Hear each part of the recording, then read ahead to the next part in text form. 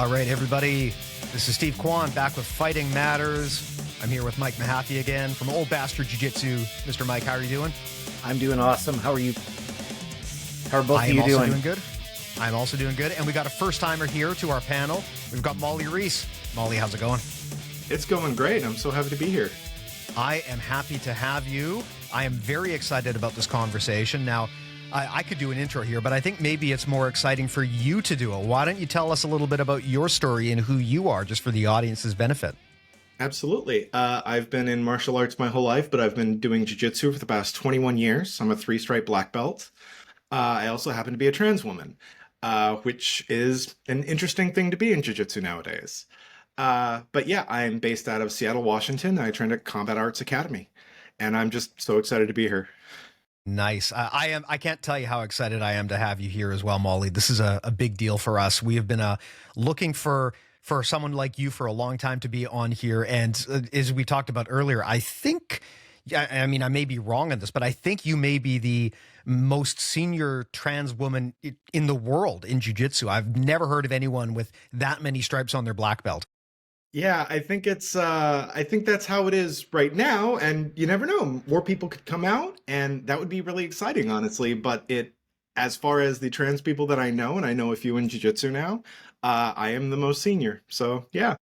Nice. Well, maybe this podcast will change that. Maybe this will inspire some people to come out and be open about that. But that would make me so happy. Well, this kind of touches into why we wanted to have this conversation. I mean, Mike and I are aware that, despite our best efforts, ultimately Fighting Matters is basically a podcast with a bunch of old white dudes. and we do get a lot of comments from people asking for, more diversity on here. And the one thing that has been specifically requested, and I've been trying to find this for BJJ mental models for a while as well, is can we get some trans representation for jiu-jitsu, which is very difficult to do. It's a very small population in the sport. And I specifically wanted to have you on for one selfish reason, which is a theory that I've had in my head for a while, and I'm trying to prove myself right here. I would say, and Mike, Molly, you tell me if you disagree, but I would say that there is generally a pretty strong anti-trans sentiment in the jiu-jitsu space. Would we agree on that? Yes. Unfortunately. Yeah, yes. And I mean, honestly, it's not just jiu-jitsu. It's a broader thread throughout culture, but jiu-jitsu, which tends to, at least right now, lean further to the right, you see a lot of that. And my other part of this theory is I am guessing that most of the people in jiu-jitsu who have really strong opinions about trans people probably have never even really befriended one. Probably don't even really know one particularly well. And that's why I wanted to have this chat, because I wanted to put forth some faces within that community, because it's a lot harder to kind of have these deeply held convictions about this other group once you actually start to know people within that group. So what I'd love to do is kind of talk about what jiu-jitsu looks like to you, and also what that experience is like in jiu-jitsu when you are a member of this group of people who are kind of, the majority of jiu-jitsu, I would say, is pretty hostile towards trans people. What is it like to be a trans person in that space? But I will shut up now. I'd love to just turn this over to you and kind of hear more about what jiu-jitsu is like for you and what that experience is like to be a trans person in this sport, especially such a senior trans person as well, at 3 stripes on the black belt. Man, I think you've been training longer than Mike and I put together. Oh, I just I tell people that I started and I just never quit. And it kind of happens that you get to be a senior in this sport.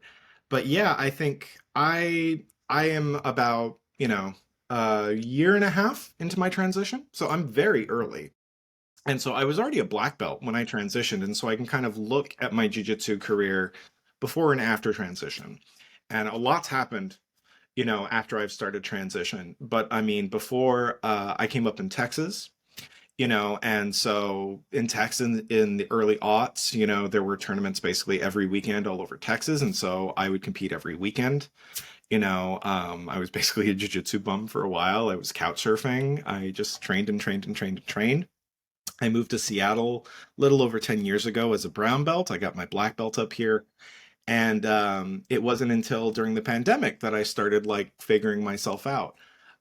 There's a joke among like trans folks that it's like, oh yeah, when, you know, the boys pre-pandemic get together for a hangout post-pandemic, it's a girls' night. You know, a lot of people figured themselves out during the pandemic. But yeah, it's been really interesting. A lot of people have been fiercely supportive. Some people have been kind of ambivalent. Some people, you know, very few honestly have rejected me to my face, but it's a lot more, you know, some people call it like concern trolling, where they have concerns, but it's like, do they really have concerns, or are they just kind of couching their views behind this faux uh, sheen of really caring about, you know, women's sports or something? You know, it's like, dude, have you ever watched women swimming before in your life? Like, I get Leah Thomas's name out of your mouth. But yeah, it's so probably the biggest like immediate thing is, well, I split up from my gym.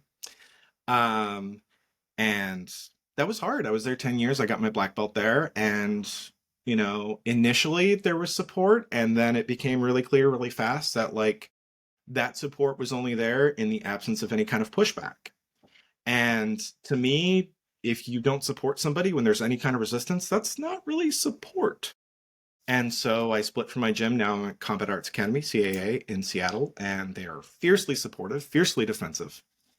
And the gym leader there, Sonia, insisted that I run a class. So we have Filthy Fridays with Coach Molly, where I show all my dirtiest tricks. And yeah, it's a lot of fun. I think competition wise is probably the biggest impact, right? I was somebody who used to compete a lot. I would do Master Worlds every year. I do, you know, usually a couple tournaments here and there to warm up. And it's just the amount of opportunity kind of fell off a cliff. We have queer and trans specific tournaments here in Seattle, and those are spreading, you know, as more queer people join the community. But I mean, we're talking about, you know, 2 tournaments a year where I might have a super fight versus going and doing, you know, the Masters 3 black belt division at Master Worlds. And so, yeah, that's a big adjustment. I also have to be careful about what gyms I just go visit. You know, like I kind of have to get a vibe check and like ask around and be like, hey, like maybe even Instagram stalk and see like, okay, what kind of things are they liking? What kind of like stories are they sharing? You know, I just have to be a little bit more careful. Um, but yeah, it on like a person to person basis, I have found a lot of support. But like you say, when the broader community with people who don't already know me, you know, or maybe who don't know a trans person at all, it's a lot more difficult. And yeah, I wouldn't say necessarily like self-censoring, like I keep a private Instagram profile now instead of a public one where I'm sharing a lot of technique.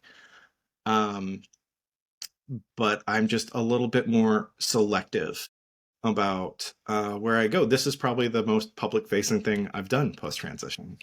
And Nice. yeah, it's important to me, so I'm happy to be here.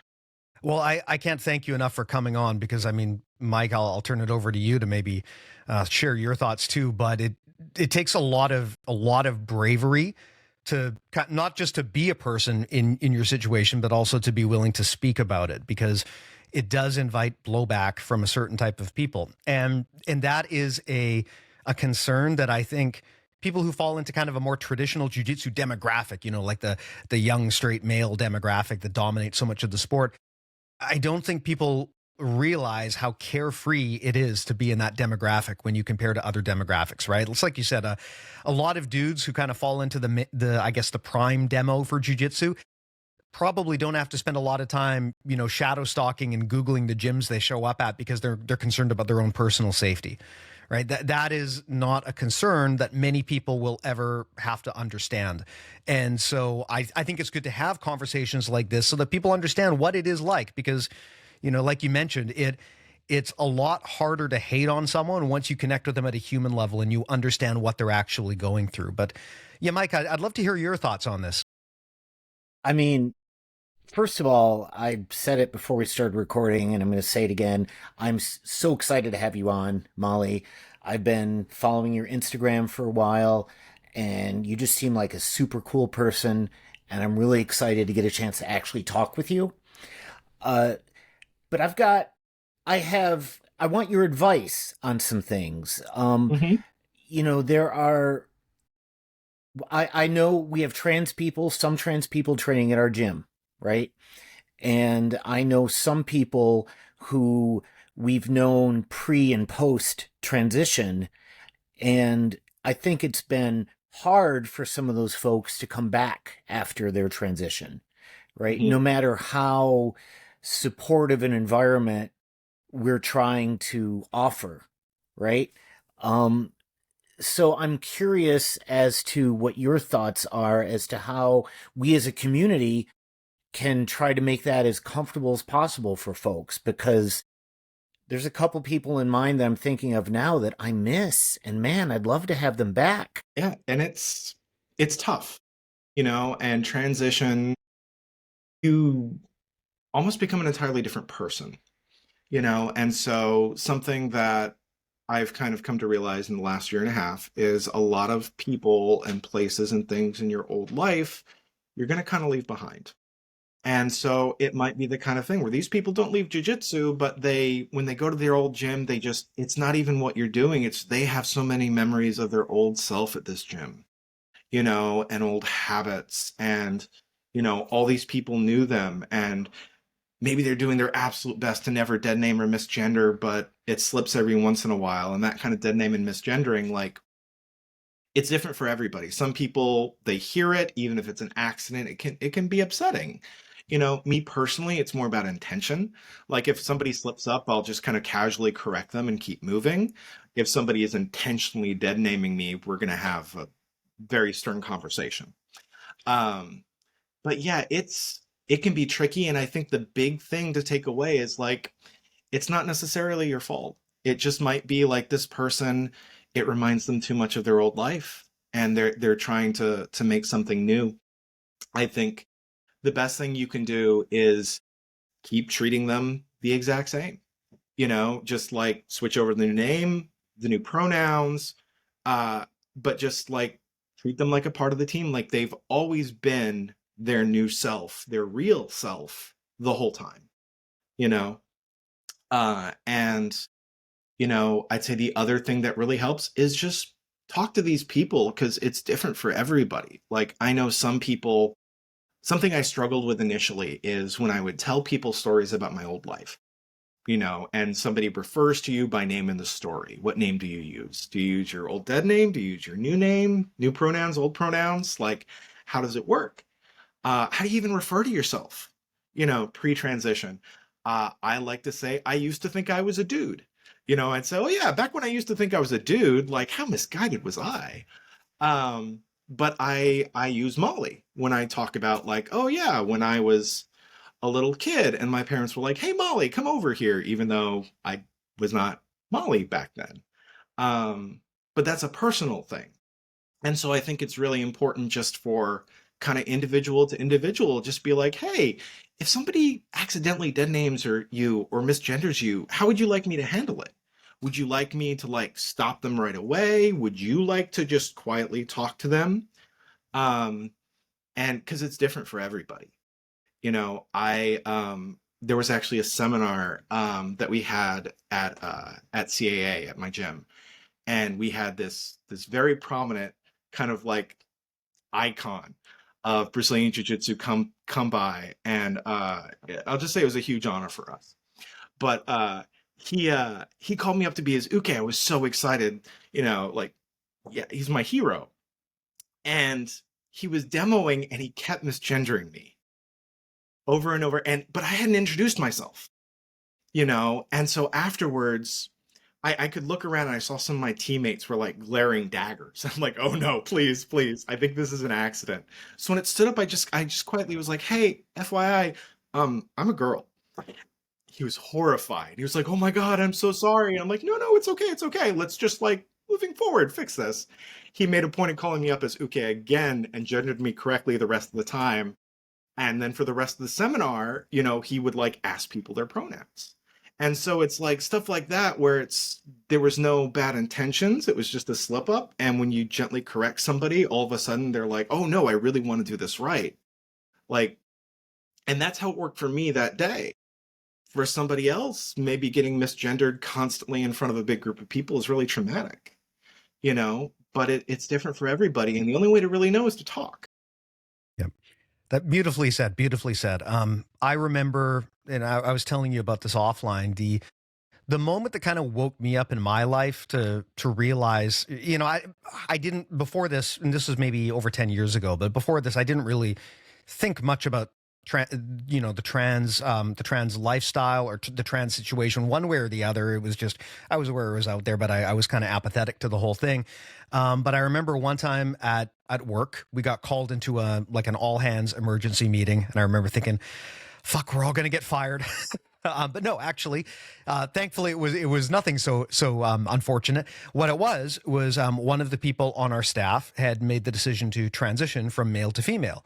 And this person had taken some time off to go through that transition, and HR just wanted to make sure that this wasn't going to be a problem and that everyone knew about this and that it was handled gracefully. And I remember sitting there in this presentation thinking, it's not a big deal. Like, why do we have to have this educational session about this? Of course, this person is still going to be our friend and we still love them. It's not a problem.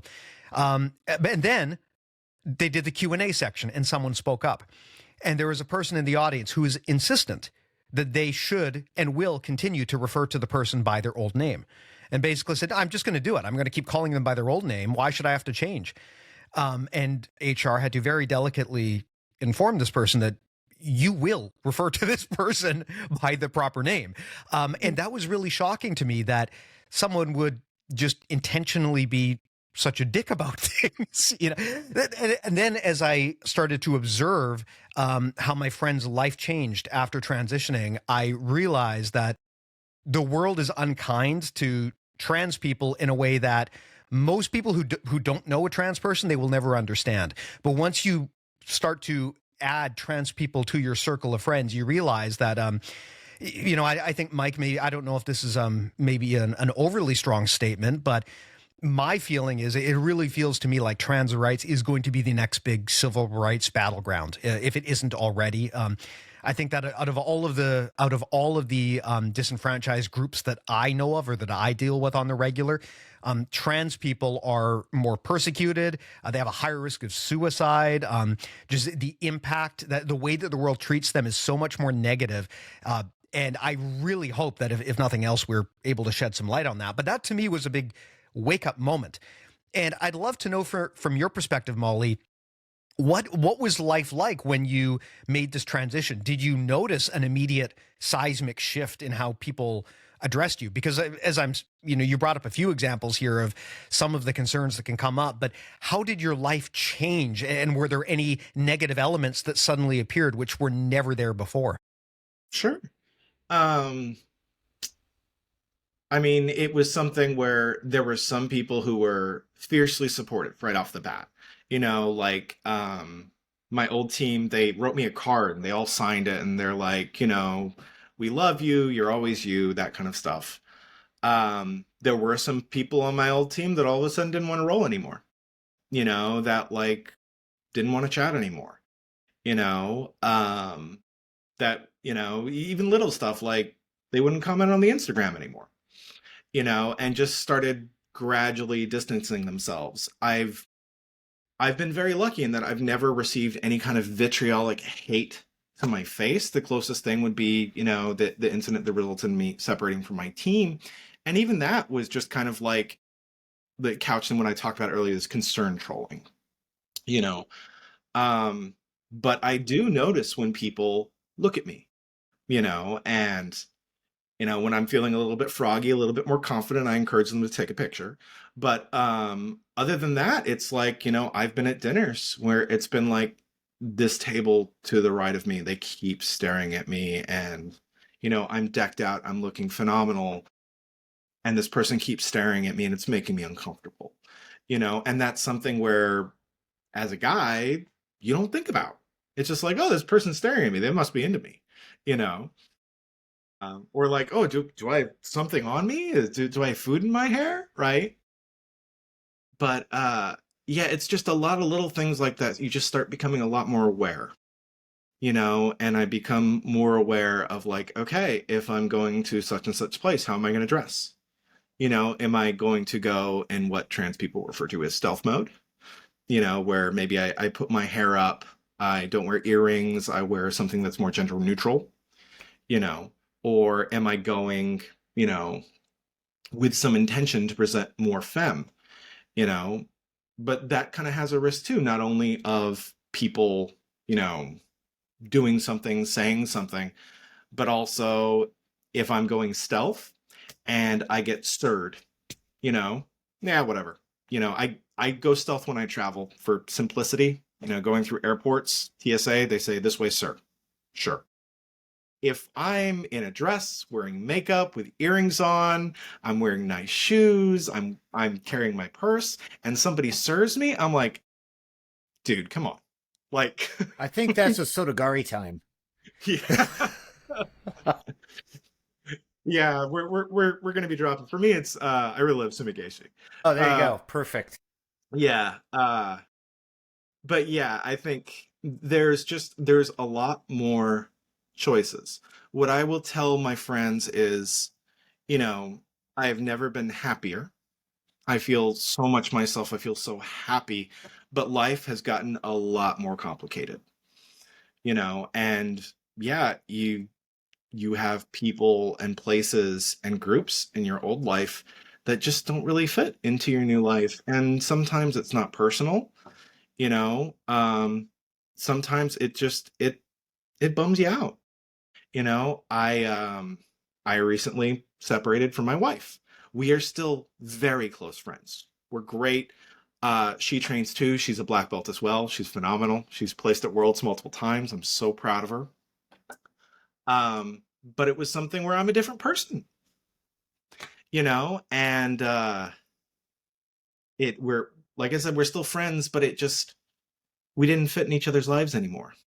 And that was something that very early in transition, a trans friend kind of warned me about. She's like, you've hung out with a lot of trans people this weekend. Most of them are divorced, and keeping a partner through a transition is a very rare thing, but that carries over to a lot of places in your life. And I'd say that's probably outside of, you know, general vitriol and being scared to read the news every day, but feeling like I have to for my own safety. That is probably the biggest negative. Is I have these people and places and groups in my old life that just don't fit in my new life. And it's not always that I'm not welcome. Sometimes I just can't do it, you know? Mm-hmm. Yeah, yeah, it makes sense. And that's something that I think many people will probably never have as a lived experience. Just this point in their life where they realize that their identity that they've always lived is not reflective of who they truly are. Talk maybe a little bit about that experience, because I would love to explore that. You mentioned that you transitioned just recently, just within the last 2 years or so. What was that like, kind of leading up to that? How did you come to this decision? How did you realize that actually I am a trans woman? And how hard was it to actually come out and make that decision? It was really difficult. It was really, really difficult. It was something that leading up to it, I had had a lot of bouts of depression. I was very much an introvert. I really only left the house to do jujitsu, you know, and going into the pandemic, I had a lot of time to myself. First, I figured out that I was not straight, I was queer. And once I kind of figured that out, when you have one of these big realizations, especially later in life, you look back on the earlier events of your life and you're like, where there are signs, there's always signs. And so I had that kind of in my mind, that I went my whole life not realizing I was a queer person.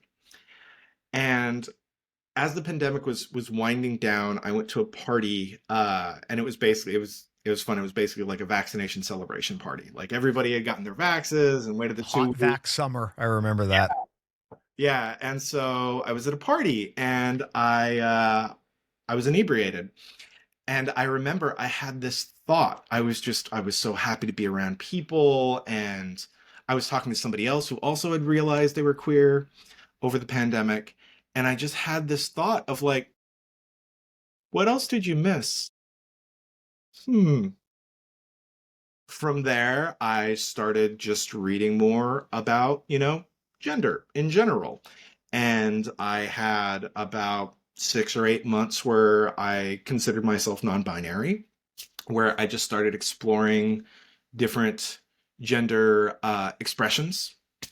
Um, One of my favorite little memories of starting that journey is I remember just I Googled like how to know if I'm non-binary. And the first thing was this video that was like, if you are watching this video, you are non-binary. It's like, there's not a test I can take. It's like, no, if you wonder, you Yeah. probably are. There's a mail-in assessment, right? Yeah. Yeah. But yeah, in exploring my gender identity, I just kept falling on the femme side and like having these big feelings and this joy that I had never felt before. It was, to some people in my life, a joy that was so pure, it was unrecognizable. They were like, I don't, what is this? What are you doing? And I'm like, I'm happy. They're like, we've never seen you like this before. I'm like, hey, that's probably a bad thing, but like, I'm glad I'm happy now. So yeah, it was, I started hormone treatment, which not all trans people do, you know. Some folks do, some folks don't. It's totally a personal decision. I wanted to. And I had been, going through that a while, and I started coming out to people in my life. I came out at work and they were very supportive. I came out privately to my instructor. He was initially very supportive. And I was basically closeted, taking HRT for a couple of months before I decided to come out more broadly. Um, that was funny too. I'm a pretty big girl. I'm around 240. I've lost a lot of muscle, which happens on HRT. That's very natural. But I used to, when I'd roll with the guys at my gym, they'd joke about like how strong I was, and they'd be like, "Oh yeah, Molly's on that Mika Galvao stack."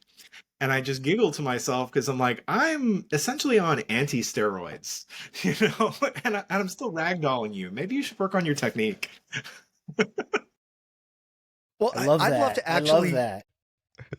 I'd love to explore that though, because this is an area where many people probably don't really understand the intricacies of hormone treatment. What is that like? Because if you listen to a lot of people who are anti-trans, they make it sound like there's some conspiracy for a bunch of men to pretend to be women to enter divisions to just clean up medals.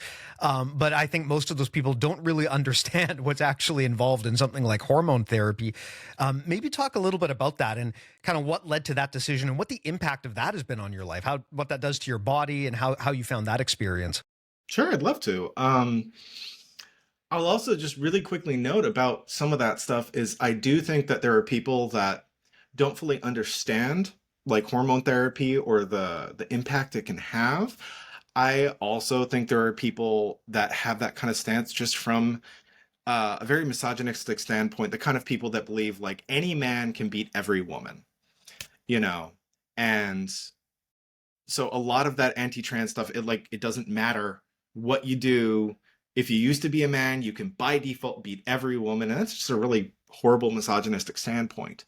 But I do think there are people I've had in my life who just kind of like came to me and been like, "Hey, can I just ask you questions about HRT and the changes you're going through?" And I've always been really open, like, "Yeah, I'll tell you anything you want to know."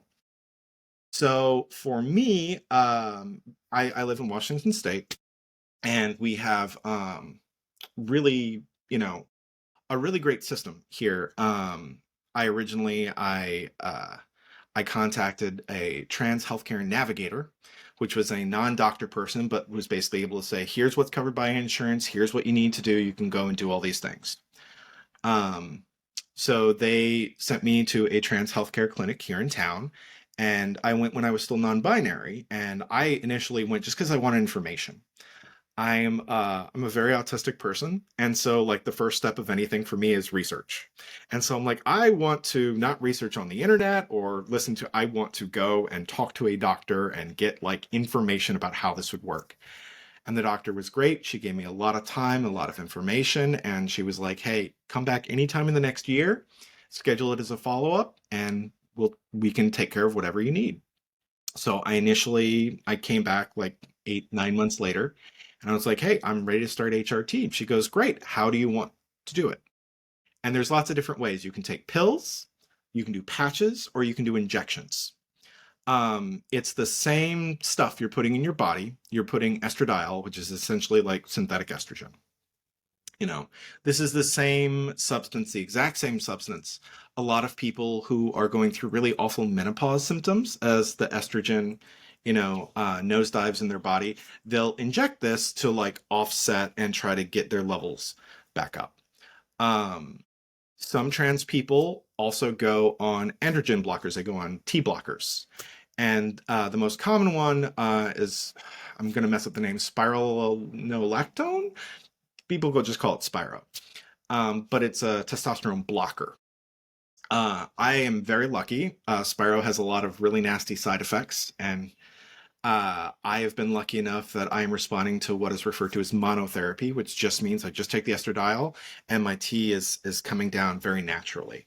So I have blood tests every 3 months to check on levels. We make adjustments. We have target ranges for everything. We don't want the T to be 0. Like cis women typically have testosterone between 15 and 70. And any numbers I throw out are going to be nanograms per deciliter, I believe. It's NG/DL. Mine is at 26 right now, and it's been steadily falling. I started at, I want to say, 325, that neighborhood. So it's less than 10% of what it used to be. For comparison, cis male typical range is anywhere from like 250 to 900. If a cis male goes on TRT, as a lot of people in jiu-jitsu are prone to do, their T can be a lot closer to 900 or 1,000, And so I'm talking like I'm maybe 1% of some of these these cis males. So I initially was taking pills. I switched to injections at the recommendation of some of my trans friends. I do once a week injections. They're really easy and painless. The changes in my body initially were very slow. The first thing you notice is kind of your skin gets softer.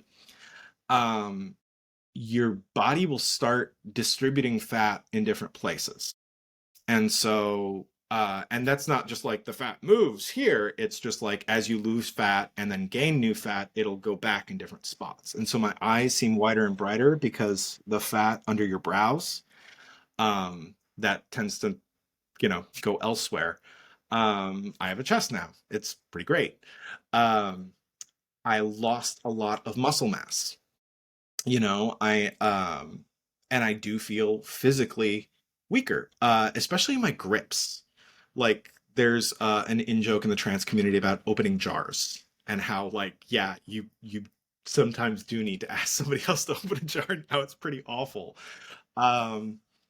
Luckily I never had a really grip-centric jiu-jitsu game, so that hasn't suffered. And I was always a small person in jiu-jitsu. When I started, I was 6'3" and 170. I had no muscle. So I'm used to being the weaker person.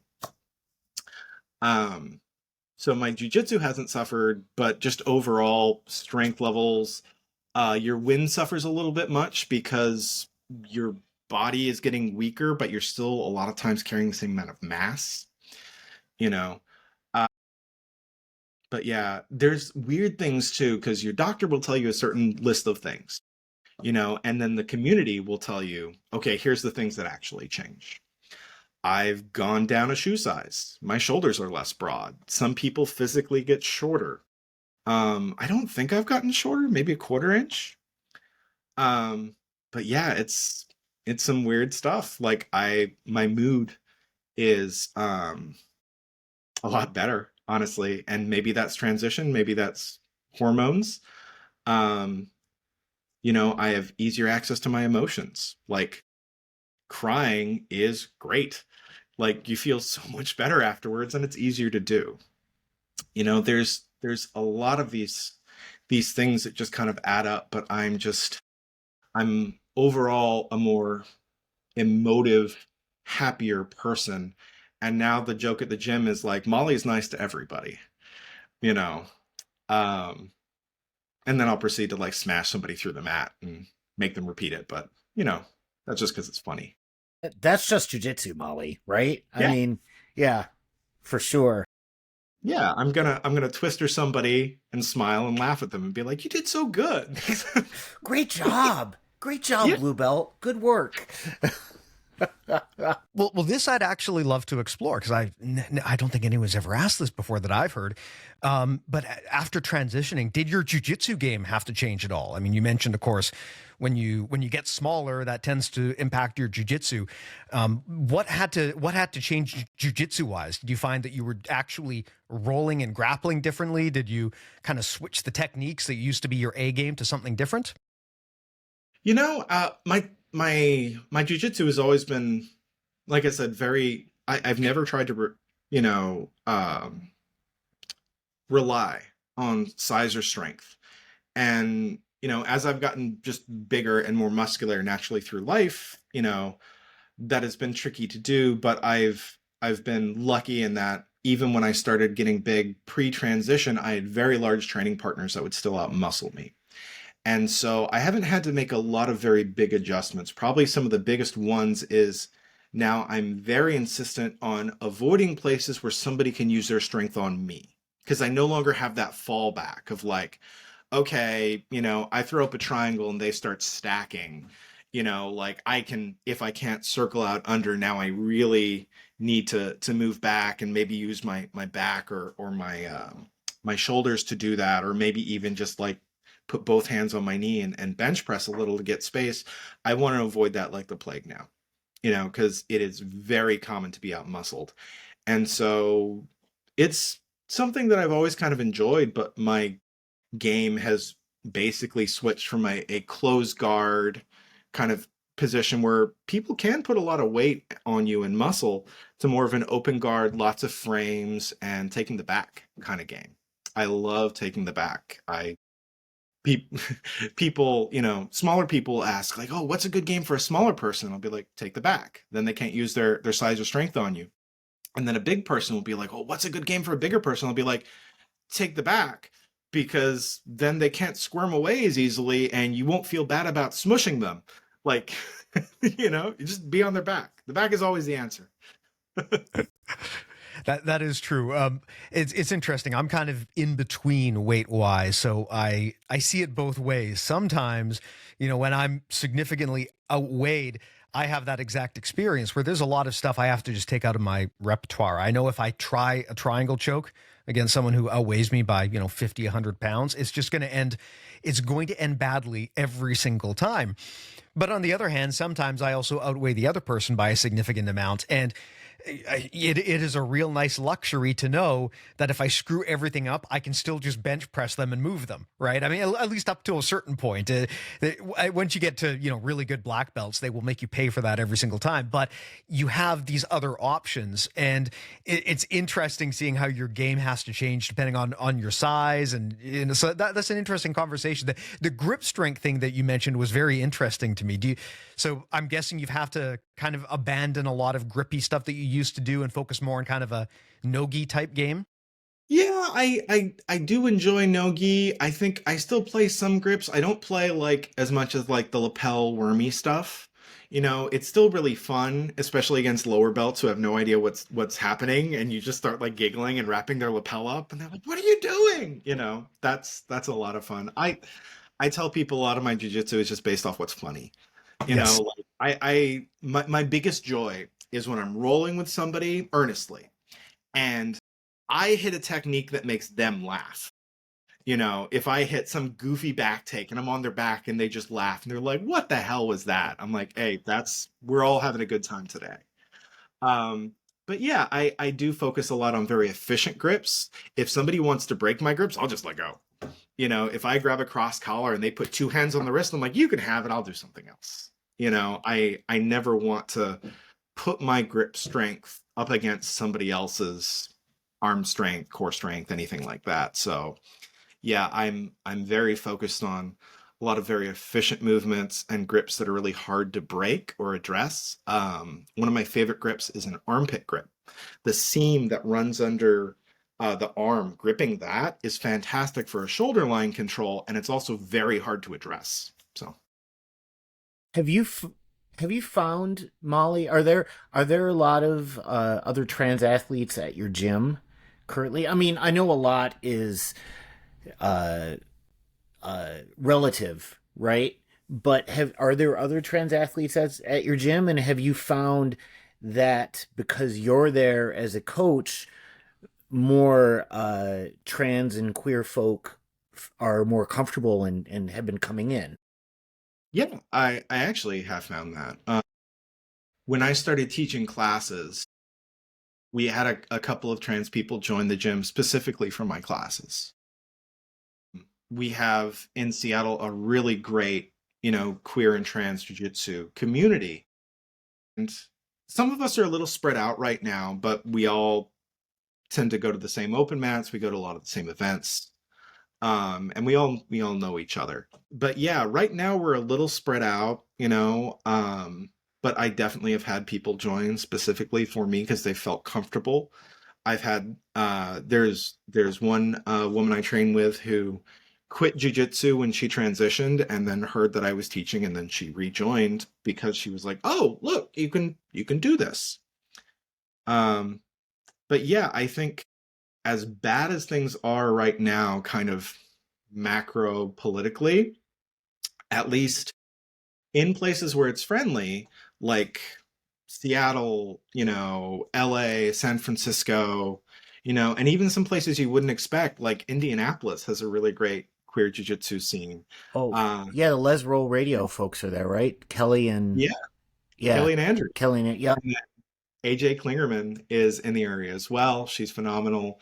Um, I actually this very most recent Les Roll camp, because they do this queer grappling camp. They had me as one of the instructors, and I had a blast just meeting people from all over the country that all gather in Indiana for this 3-day camp. It's a lot of fun. That's awesome. Now, something I'd love to ask you, just because when you do camps like this, you get the opportunity to train with a bunch of different people. Something that I find absolutely hilarious, just reading Reddit comments about jujitsu. I mean, granted, Reddit is a cesspool anyway, but if you read the comments there seems to be this group of men who are perpetually confused about how they're supposed to roll with a woman. Like they just can't figure it out. They don't know what to do. And this is like one of the most common questions I see. Like, woman is at gym. How do I roll with? What do I do? Like they act like a fucking unicorn walked in the door and they have no idea what to do with this. Right. Yeah. And I can only assume that if you're a trans woman, probably you get a lot of that as well, maybe even more so. Do you find that people roll with you different now that you've come out, or do you find that it's mostly the same? I would love to know if you've observed an etiquette shift in the people around you in terms of just how you roll. Sure. I didn't see this as much at camps because the camps that I've gone to have been like pretty specifically queer. Um, but in just general going to places and rolling with people, yeah, I have noticed a bit of a shift with some folks. Other folks, they're still going to come for blood, and other folks are, still going to see the 3 stripes and the black belt and kind of, you know.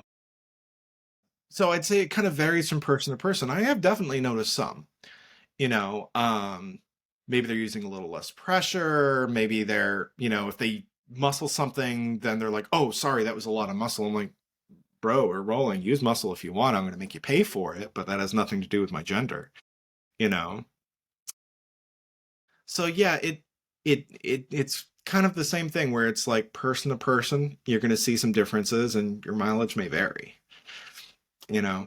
Um, yeah, honestly, I see bigger changes because I watched your episode on like women in jiu-jitsu. I really enjoyed it.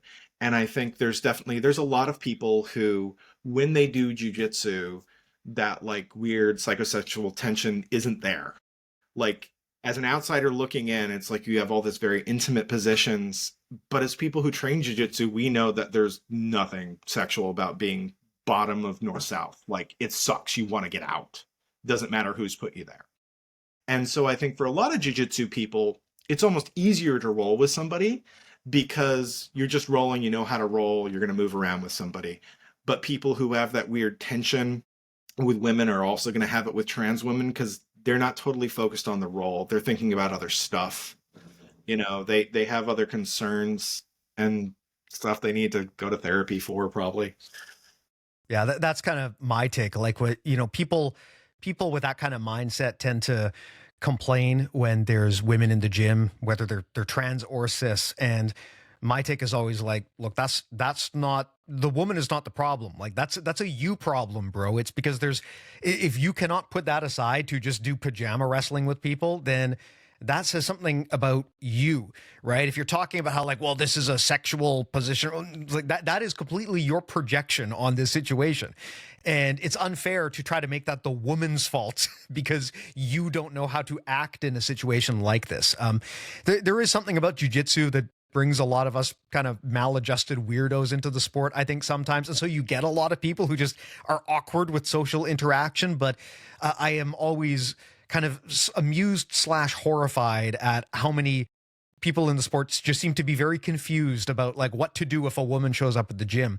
And something that you brought up, which I thought was really interesting, was when you started teaching, suddenly that opened up the door to a lot of trans people coming into the class, even people who had quit jiu-jitsu and they'd left. And then now they felt like, oh, a door has opened. I can come back to this. I'd love to hear you talk about that because that is something that I think is really meaningful is once you establish that it's okay, right? We have one person coming in to model the behavior. Suddenly that shows acceptance and that, you know, and really gym owners need to think about this a lot, right? Because gym owners always complain like, why don't I have any women training at my gym? Well, probably because you haven't made it culturally permissible for women to train there, whether you realize it or not. It's not necessarily that you're doing something bigger misogynistic, but you're just failing to give out signals that this is what you want at your gym and your customer base is reading those signals. And I think putting a trans person at the head of the class is a hell of a powerful signal to put out if you want to open up the doors of your gym to that demographic. I'd love to hear your thoughts on maybe that, on kind of the importance of leadership in that role and if you feel that helps in bringing in more people.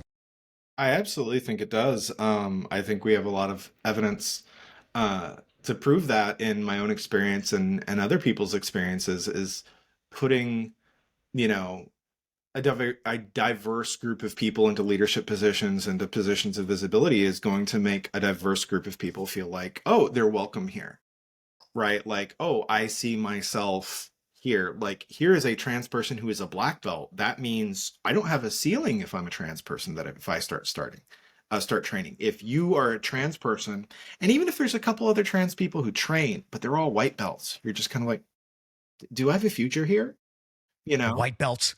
They barely count, right? They're not even real really? people yet. No. I love my white belt. But yeah, it's there, and there's a lot of things you can do to signal. I mean, and there are really basic, easy things like just stating that you're a queer-friendly gym and putting up a freaking pride flag if you have other flags up in the gym. You know, like I was at a gym before that was very resistant to putting up a pride flag. As I said, it was a very political thing, but they had a bunch of other flags up that, you know, maybe could have been read that way as well. And so it's something where as a queer person, you see that and you say, oh, okay, I noticed this conspicuous absence. It makes me question how friendly this place actually is. AJ Klingerman, the first time I went to Les Roll Camp, just as a student before I instructed there, had this really great kind of talk she gave about the difference between being tolerated and being celebrated. And I think a lot of trans people, they can find gyms where they're tolerated, you know, but I think finding a place where you're celebrated is really important.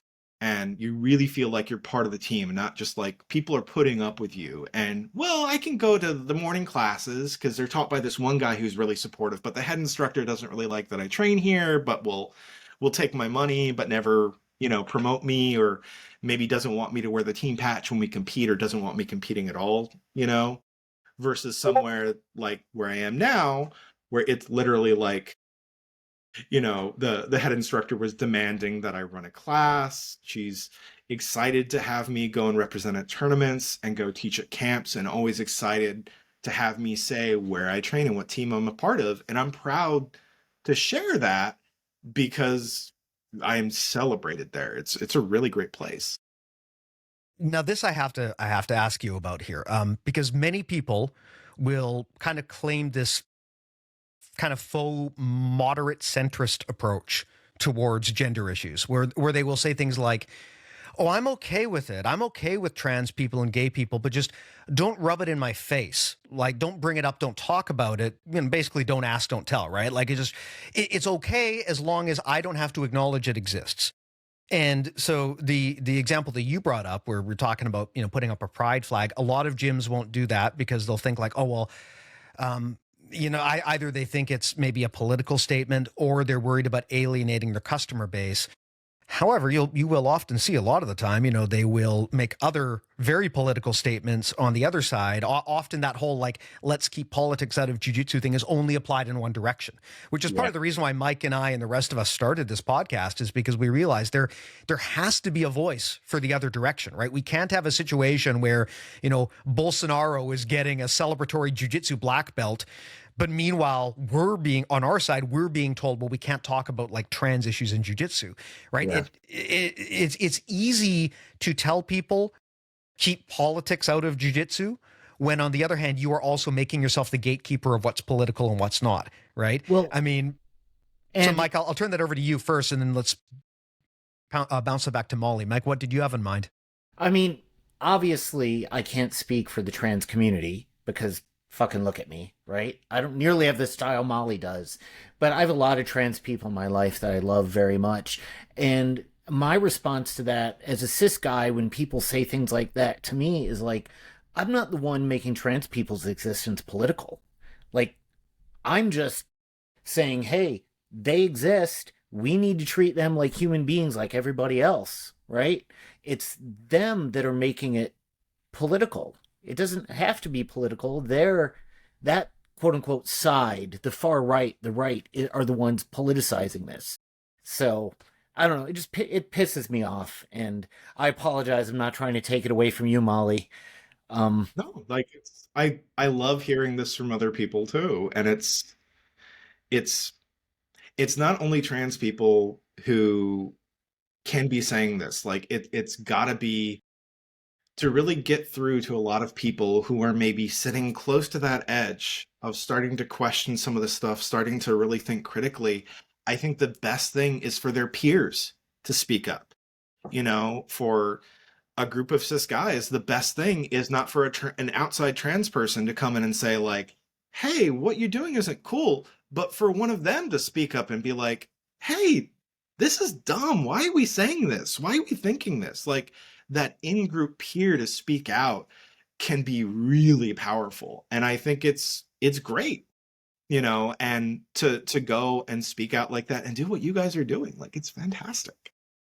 Thank you. Well, Steve, I feel like through BJJ Mental Models, I've been given a platform, right? And it's a small platform. I'm not a Steve Kwan, not as cool as he is, but yeah.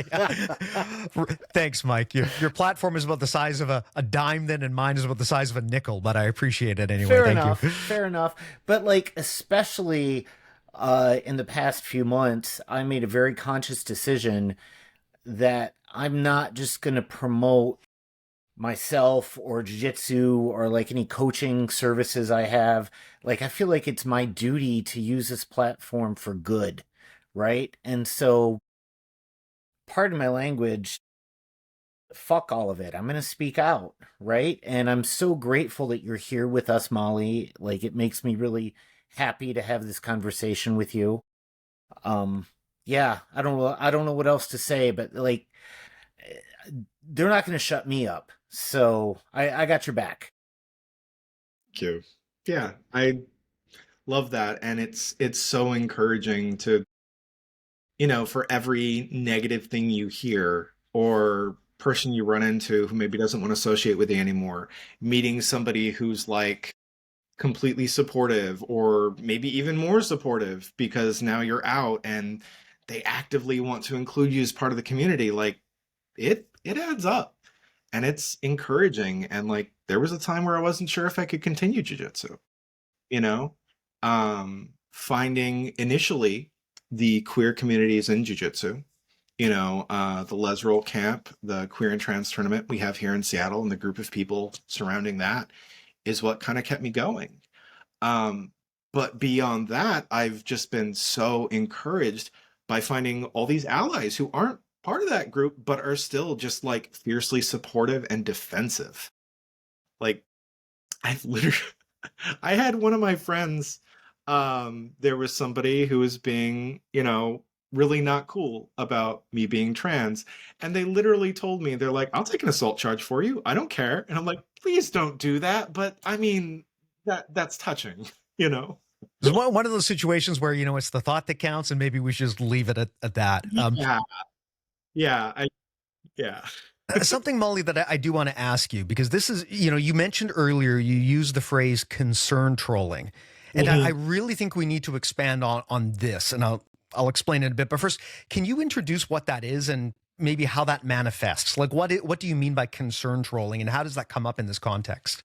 Sure. So, and you might have a better definition than me of this, but in general, what concern trolling is we see this a lot with like, all of a sudden we have all these Republicans being like, we are so concerned about the sanctity of women's sport, and we're concerned about the safety of our female athletes.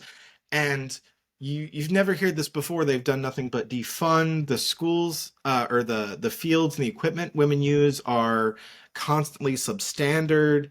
They're getting worse times. They're getting smaller scholarships. Professional female athletes are paid far less. In general, there's a lot less attention given to women's sports. You see male predators in coaching roles that aren't addressed for years. And these same people that are looking the other way or actively contributing to those things, as soon as there's an opportunity to attack trans people by protecting women's sports, all of a sudden they care so much. They care so much about women's sports. They've always been a champion of women's sports. And I'd say it's that kind of thing where it's basically they are using concern or, trying to protect something as a veil to attack a group.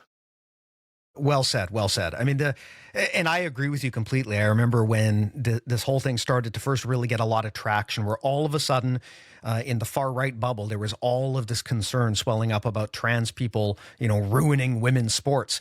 And I remember seeing a bunch of professional female athletes come out and say, it's real interesting that all you dudes seem to suddenly care a lot about women's sports because you never did in the past, and so it just kind of feels like we're being used here and I think that's an important thing for people to understand, right? Like hate and discrimination, it doesn't always come in the form of like burning crosses and hoods. Sometimes it's more subtle, right? In a society that permits it, yeah, you'll get the Nazis marching in the streets, but at a certain point, people understand that behavior is not acceptable, or at least it shouldn't be. And so the message will get moderated and they'll say, oh no, we don't hate trans people. We're just concerned, right? It's just, we have this, it's really about the sanctity of sports. And this is, I mean, if you want to trace this back, right? I don't know if this is something, Mike, you might be aware of this, Molly. I don't know your background, but in the video game community, Gamergate was a big thing many, many, many, many years ago. And that is actually something that has been kind of described as being the blueprint for the rise of MAGA and kind of the abuse of online communications to drive hateful messages. But basically, it was an anti-woman movement in the video game community that was disguised as like being about journalistic integrity or some bullshit. But basically, it was an attempt to try to alienate and drive out women and abuse women in an industry that was already very toxic towards women.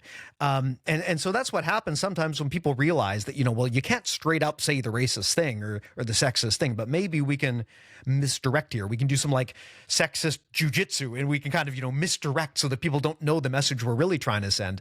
And then, of course, there's even more subtle forms of discrimination, like, unconscious bias, which is a totally different thing. But I bring this up because that, I would say, that concern trolling, I think, is where probably most of the anti-trans sentiment in the jiu-jitsu community currently sits. There are a shocking number of people, and believe me, I see it in the comments, who will straight up hate on trans people or women or whatever, a completely unacceptable level. But even beyond that, I would say the majority of the people who are kind of anti-trans, their argument is, oh no, we have nothing against trans people. We just don't want them grooming our children, or we don't want them invading the women's divisions in sports. And I have very strong opinions on this, but I'll maybe turn it over to you to kind of help dispel some of that. Like, why is this bullshit? Why is it crazy for everyone to be so concerned about like trans people in sports divisions? Because that seems to be the hot topic in our sport today. Yeah, I think I am not going to put myself as an expert on this, and I think that's something that that's kind of a trap that some folks in the community can find themselves in. It's you need no evidence to make a claim, right? To claim that like, oh, trans women's bone density is way higher than cis women, so they shouldn't be allowed in sports because it's dangerous. It's like, do you have any evidence for that whatsoever? No? Well, great. We still have to do an entire freaking study to debunk that. And when that's debunked, they just come up with another bogus point. The fact of the matter is there have been very, very few studies. And those studies have had very, very few participants to actually study and see. But what those studies have found is that trans women tend to have they're much closer to cis women than cis men, and that honestly, between these like pre and post, or rather, what's the best way to put this? That there is more variation in the cis woman athlete population than there is between like trans women and cis women. And that's something we just see in athletics and accept. Right? You have people like Michael Phelps, who is a physical, like, it's freaky how his body's built, but it's perfect for swimming. He's not disqualified because how his body's built. He's celebrated. You have people who are naturally larger. In our sport, we have Gabby Garcia, who is an absolute monster of a human and a ridiculous athlete. And nobody was ever talking about being like, well, she shouldn't be allowed to fight because she's too big. Yeah, maybe there's some weirdo saying that, but like everybody was like, wow, like you have to fight Gabby Garcia if you're in the biggest division. Good luck. I don't know any trans women who are Gabby Garcia's size. Gabby Garcia dwarfs me, and I'm a very large woman. So there isn't a lot of science to back these things up. And I think you're very close when you say that like most of it comes from concern trolling. I think the thing that I'm always hesitant about is that there are people who are concern trolling. And then there are people who buy that narrative of the concern trolls. And they have legitimate questions and concerns because maybe they're totally cool with trans people. And then trans people in sport maybe makes them a little uncomfortable. And they have questions, and those are questions that if they're answered earnestly and these people are given resources, they'll go and they'll learn and they'll be like, oh, well, this is okay. There isn't any evidence that shows that it's inherently unfair or dangerous, and then we do combat sports. They're full contact, like size and strength matters. And a lot of trans women can be larger than cis women. I know a lot of trans women that are much smaller than some of the women I train with too, you know? And so there's a lot of variation there. But I think going back to what I was talking about, the trick is separating out those people who are just going to move the goalpost every time, and the people that do have genuine concerns that can be addressed, right? Because those people are worth the time. You want to give them the information, the resources. A lot of times, these are the people that if you point them in the right direction and they have genuine concerns, they will do the research. They will go and they'll read and they'll educate themselves. And then you have people who, if you literally hand them a paper and say, this paper has the answer to all your questions, they will throw it over their shoulder, you know? And separating those two kinds of people is hard, but like, you kind of have to figure out who you're dealing with before you start trying to like address some of these concerns, you know. I had And a. it's tough. Oh, please. I'm Yeah. sorry. I No, go ahead. I had a. I mean, I'm listening to you talk, and I had some experiences that anecdotally validate what you're saying. I had a friend, after somebody close to me came out as trans. I had a friend, couple 3 years ago, text me privately, like we were in a group chat, and he texted me privately with some really good faith questions. Like he just didn't understand, right? And I was like, well, I'm not a trans person, but people very close to me are, so here's what I know. And it was like a really good experience, right? And this was somebody who had been historically, pretty right leaning, but it was all in good faith, right? And Mm-hmm. we're still friends, and it was a good conversation. And then, Jesus, just a couple months ago, I had an internet argument with people because that's so productive, right? And it was about trans women in sports. So I found some peer-reviewed studies showing what you said, that the bone density and muscle mass of trans women after X amount of hormone therapy was well within the normal range of cis women, right? And like, I presented these peer-reviewed studies, and somebody in that argument shot back with another study studying high schoolers, cis high school boys and cis high school women, and they're different. And I was like, and that was their proof. That was their proof that I was wrong. I'm like, these are just cis kids. Like, we're not, but you're right. They took all these peer-reviewed papers I found and threw them over their shoulder because they had their point. And that's when I just started blocking some of those people. I'm like, we're not getting anywhere. There's Yep. no, And that's you're not coming at this in good faith to have a conversation. You're coming at it to justify your transphobia. and I think that's a mistake that on a kind of a wider strategic level, a lot of more progressive people can make, is there's the assumption that the people they're talking with, that they're arguing with, that they're debating, are bringing up these things in good faith. That if they're proven to be hypocritical, unconstitutional, whatever they are, that there will be some kind of concession. And we just don't see that all the time. We see that sometimes, and that's really encouraging. But a lot of times it's like, no, like it doesn't matter. It doesn't matter that this is hypocritical. It doesn't matter that this isn't based in fact. It doesn't matter that I disproved all of your points. You're just going to invent 5 new ones that now I have to do the work to disprove. And yeah, sometimes it's just, I'm not, an expert in like converting far right people, but I see stuff like that and I'm like, I am personally never going to convert these people. And on a personal level, I'm going to write them off. Like I can't be responsible for deprogramming these people. Yeah. I think to the earlier point of the effectiveness of HRT, especially in jiu-jitsu, one of the things I love to bring up is TRT. Like we mentioned earlier, we have so many folks on TRT.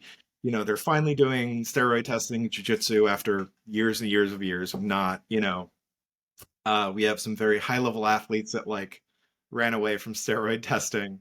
It does make me giggle that like I still coach at Master Worlds. But like being in those, especially the ultra heavy divisions, oh my goodness, I feel like I would piss hot after just rolling with some of those people. Like And everybody acknowledges that, yes, this has a very distinct effect. And it's like, okay, so if this has an effect one way, you're claiming it doesn't have an effect the other way, right? And like, you're either saying that women are so weak that even like the most, testosterone absent man, would still beat them all, in which case that is just rampant misogyny and needs to be corrected with a high level female black belt putting them through the mat. Or, you're just in complete denial about what these things are doing and you're arguing from bad faith, Yeah. Oh my God. I am not on TRT, for the record, but every time I've gone, You kidding? Look at those biceps. Holy smokes. But that unnatural physique. Yeah, peak male specimen, Mike Mahaffey over there. Only the people who are listening to the audio version of this, not the YouTube version, might believe that, but not really. But oh my God, those lucky audio only listeners. I know. So vascular. I've got a face for radio. Oh my God. But like, I swear to God, I think 80% of the folks in all my Master World divisions, I'm Master 5, black belt, heavy, and like, they're all on frickin' TRT. I mean, the first time I went to Master Worlds as a black belt, I remember showing my dad a video of my one and only match, and he was like, his first comment was, "Are you in the right weight division? Those guys are huge compared to you." And I'm like, they're probably on the juice, but yeah. So, vitamins and minerals. What's that? Vitamins and minerals, like right. Master Hinachi. Yeah, acai and Jesus, right? Fruits and veggies. Yeah. Yeah, but it's so hypocritical to be like, oh, all the dudes, we can use TRT and get jacked, and it's okay for competition, but you're right, trans people, we can't have them competing because of some quote unquote unfair advantage. And you brought up a great point, both of you, about are you dealing with someone in good faith or in bad faith? My experience, unfortunately, has been most of the people who are just really concerned about trans people in sports, you're not going to get a good faith conversation out of them most of the time. That's not to say that there aren't some people who just don't understand, right? And those people can be reached. But Molly, to your point, many people who hold strong opinions on this, they've already made up their mind. And they're going to try to source the facts that justify their stance, right? And look, I do understand concerns, right? I mean, we practice in sports, especially combat sports. Rules tend to be treated very conservatively. I mean, there's a lot of people in MMA and other sports who have had their fights overturned for like marijuana use, or in some cases, like over-the-counter painkillers can cause can cause a DQ. So I get that there are, it's rational to be concerned about these things, but if you take a look and kind of evaluate this whole discussion from a bigger picture, it's hard not to conclude that there's something a bit more maybe nefarious going on, right? I mean, the thing that I've heard many people cite is you're going to find more billionaires in Trump's cabinet than you will find trans athletes at the NCAA level, right? I mean, I haven't looked into this, but I would venture to guess you could probably find more accused sex predators in Trump's cabinet than you could find NCAA athletes who are trans, right? It's just, so you can, I mean, yeah, we could discuss this as a concern, but I'm going to guess that for most of the people who are bringing up this concern, there's no skin in the game for them. They've probably never encountered this situation. It's just something they've seen, like shared by libs of TikTok or whatever. The trans people are taking over the sports. I'm guessing if you were to sit these people down and say, name one, like, can you cite one? Can you show me one? Has this ever happened to you or anyone you know, where a trans person entered the women's division and just cleaned house? Like, has that ever actually happened to you? Have you ever seen it? The number of times that happens are shockingly rare. Like, it doesn't happen that often. So even if it were true, even if it were absolutely true that this is all some big scam and there's like a bunch of trans women who are trying to cheat medals from the cis women, even if that were true, the amount of concern around this is dramatically disproportionate. I mean, you've got people who voted federally to choose the president based on this issue when there are so many more pressing issues, right? You're not going to be able to convince me that this concern is really genuine when you're making it such a big deal, when statistically speaking, it's a complete non-issue, right? I mean, I think of that, where was it in Utah where someone was trying to, I don't know if it was a senator or a congressman or whatever, but someone was trying to pass some anti-trans high school legislation, and they were confronted about that and asked, how many people in your state actually are impacted by this? And the person had to reply and say, I think there's like one person. There's one poor kid somewhere in Utah who's going to be impacted by this anti-trans legislation. So clearly it's not a real issue. And also, man, imagine being that kid. Imagine feeling, talk about getting singled out by your fucking government. But, you know, you can, maybe there is some valid concern, but it just, when there are that few people getting actually impacted by this compared to the amount of talk about trans people and, you know, hundreds, if not thousands of anti-trans laws being passed around the states right now for a problem that is effectively non-existent, right? Like that in itself should tell us that there's a problem, because even if it were completely true that trans people are out to get the cis women, even if that were completely true, the amount of times that actually happens versus the public expression of concern, it should tell us that there is massive widespread discrimination going on. And those of us who have studied history should be very concerned about the direction that that's taking us. That is my biggest concern. And I've started to increasingly respect people who just refuse to even engage in this discussion, because if you engage in this, if you sit down and say, okay, well, let's talk about the concerns, you're giving validity to that argument. Right? You're giving validity to this argument that there's this trans invasion in the sports, which is not happening. So even giving oxygen to this discussion, it gives validity to those concern trolls. And I think that unless they can start to produce evidence that trans people are systematically taking the podium in every single event, and, you know, cis women just can't win anymore, unless they can prove that, I think that they need to shut up. That's my take. Yeah, absolutely. I think... Which freaking senator was it? The guy who used to be the football coach.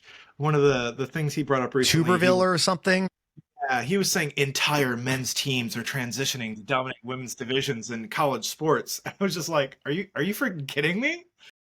Name one person. Jeez. Oh my God. It's bananas. So somebody I know who is trans said to me one time, she was like, yeah, I would go through all this and know that like a large portion of society hates me just to win a fucking medal. Yeah. Not even a medal, a jiu-jitsu medal, like probably a regional medal. Like, you're really winning the fucking local Ohio grappling industries is that big a deal for you that you're going to go on hormone therapy? Yeah. I won Naga in the UP, bro. Oh my God. So, Molly, question. Takedown or guard pull? I like both. My takedowns, I like, I've had 2 meniscus surgeries on my knee, so I don't really like shooting as much. I like foot sweeps, and I like sacrifice throws. I like sacrifice throws because if I mess them up, I was meaning to do a guard pull the whole time. Right. You know? It wasn't a mistake if it looked like it was intentional. Exactly. Look, you know? the Old Bastard Club is gender neutral, my friend. So that sounds like perfect. You're welcome into it. That answer fits right into the Old Bastard methodology. So perfect. Sounds like I'm a shoo and I'd love to apply. Awesome. Well, Molly, I can't thank you enough for coming by and having this chat. I mean, I have wanted to have you on for quite a while since your name first came across my desk here. But any closing thoughts or things you wanted to bring up that we didn't get into, or was this pretty comprehensive?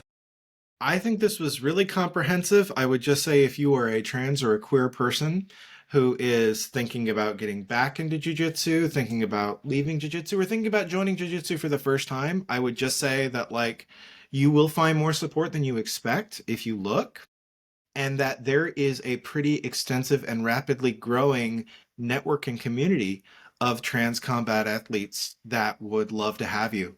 So reach out, find us, attend events. There's a lot of us, and there are things coming in the future that, you know, will be even more exciting. So yeah. So, well, if people are in that situation where they need access to those resources, who do you recommend? Like, how do they get involved in that network? How do they kind of find those connections? Sure. So there's right now it's probably mostly Instagram. Like there's a lot of Instagram accounts you can find, like Queer Fight Night Seattle, a lot of different team or cities will have kind of queer grappling clubs or networks. And I'd say reach out to those, and in talking with those, you're going to find the specific events that you can go to, network with, and grow grow the community and join the community. Like most big cities are going to have, you know, some kind of queer combat sports group. Like they're in places that you might not expect, like Atlanta has one. You know, Georgia's a famously unfriendly place for trans people. Texas, you know, has in the cities you can find queer combat sports groups, and I would say find your local one. They're going to help connect you to the larger ones, and then yeah, if you can make it to Seattle twice a year, come to the queer and trans tournament that we host. It's a lot of fun, and you will meet so many wonderful people that will change your life for the better. Amazing. Awesome. And you know, a lot of the time, the hardest thing in this situation is being willing to put your name out there and ask questions. I get a lot of questions from people asking like, hey, I am, you know, I am this type of person. Is there a place for me? So it's not always gender related, but it could be anything. People come in with a certain background and they want to know, is there a place for them in jiu-jitsu? And they're afraid to ask, or they don't know who to ask. My suggestion would be, if you can't find a place, pretty much anyone who's been on this podcast at some point will probably help you out. So, I mean, if you're ever in a situation where you feel like you don't have a home in jiu-jitsu and you need to know in your region, where can you train safely, who's going to welcome you, you know, just message one of us. I'll ask around. I'm always happy to help people out with that kind of stuff. If I don't know anyone, I'll tap our community and we'll find someone. And what I always find is, like you said, Molly, pretty much everywhere there is a place that will welcome you. You just have to find your tribe. And the more people who train, the bigger and the stronger those tribes get. So hopefully people do find their tribes. And if we can help, I would love to do so. So awesome chat. Thanks a lot, Molly. I really enjoyed this one. Really appreciate you coming by. You're always welcome back. I'd love to come back sometime. This was a lot of fun. It was so great being on here and meeting you two face to face. And so, yeah, I'm sure we'll talk more, you know, just in day to day, but I'd love to be back sometime. So thanks for having me. Thank you. Awesome. Please come back. Please come back. Most welcome as well. Thanks to everyone for listening as well. We will talk to you in the next one. See you then.